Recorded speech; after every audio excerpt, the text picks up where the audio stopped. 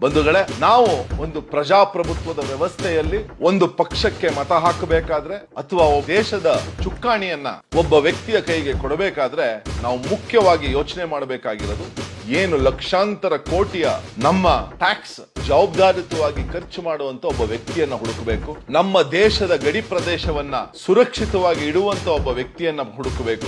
ನಮ್ಮ ಆರ್ಥಿಕ ಪ್ರಗತಿಯ ಬಗ್ಗೆ ಯೋಚನೆ ಮಾಡುವಂತ ಒಬ್ಬ ವ್ಯಕ್ತಿಗೆ ಹುಡುಕಬೇಕು. ನಮ್ಮ ದೇಶದ ಸಾಂಪ್ರದಾಯಿಕ ಸಾಂಸ್ಕೃತಿಕ ಹಿನ್ನೆಲೆಯನ್ನ ಇಡೀ ಪ್ರಪಂಚದಲ್ಲಿ ಪಸರಿಸಿ ಒಂದು ಗೌರವವನ್ನು ಕೊಡುವಂತ ವ್ಯಕ್ತಿಯನ್ನ ಹುಡುಕಬೇಕು. ನಮ್ಮ ದೇಶದ ನೈಸರ್ಗಿಕ ಸಂಪನ್ಮೂಲಗಳನ್ನ ಕಾಪಾಡುವಂತ, ಅದನ್ನ ಪೋಷಿಸುವಂತ ಒಬ್ಬ ವ್ಯಕ್ತಿಗೆ ನಾವು ಆ ಅಧಿಕಾರವನ್ನು ಕೊಡಬೇಕಾಗುತ್ತೆ ಬಂಧುಗಳೇ. ಇದೆಲ್ಲವನ್ನ ನಮ್ಮ ಮೆಚ್ಚಿನ ಪ್ರಧಾನಮಂತ್ರಿಗಳಾದ ನರೇಂದ್ರ ಮೋದಿ ಅವರು ಮಾಡಿದ್ದಾರೆ ಅನ್ನೋದಕ್ಕೆ ನಮ್ಮ ಕಣ್ಣು ಮುಂದೆಯೇ ಅಂಕಿ ಅಂಶದ ಸಮೇತ ಉದಾಹರಣೆಗಳು ಅನೇಕ ಇದಾವೆ. ಅದೆಲ್ಲವನ್ನು ನೋಡಿ ಮುಂಬರುವ ಚುನಾವಣೆಯಲ್ಲಿ ನಾವು ನರೇಂದ್ರ ಮೋದಿ ಅವರ ಬೆಂಬಲಕ್ಕೆ ನಾವೆಲ್ಲರೂ ನಿಂತ್ಕೊಳ್ಳೋಣ. ಒಂದು ಅತಿ ದೊಡ್ಡ ಶಕ್ತಿಯಾಗಿ ಅವರ ಬೆನ್ನ ಹಿಂದೆ ನಾವೆಲ್ಲ ನಿಂತು ಒಂದು ದೊಡ್ಡ ಸಂಖ್ಯೆಯಲ್ಲಿ ಅವರ ಗೆಲುವಿಗೆ ಕಾರಣರಾಗೋಣ. ತಾಯಿ ಭಾರತಾಂಬೆಯ ಒಬ್ಬ ವಿಶೇಷ ಪುತ್ರನಾಗಿ ಕೆಲಸ ಮಾಡ್ತಿರುವಂತ ಪ್ರಧಾನ ಸೇವಕರಾದ ನರೇಂದ್ರ ಮೋದಿ ಅವರ ಕೈಯನ್ನ ಬಲಪಡಿಸೋಣ ಮತ್ತೊಮ್ಮೆ ಅಂತ ಹೇಳ್ತಾ ನಮಸ್ಕಾರ. ಜೈ ಹಿಂದ್, ಜೈ ಭಾರತ್ ಮಾತೆ.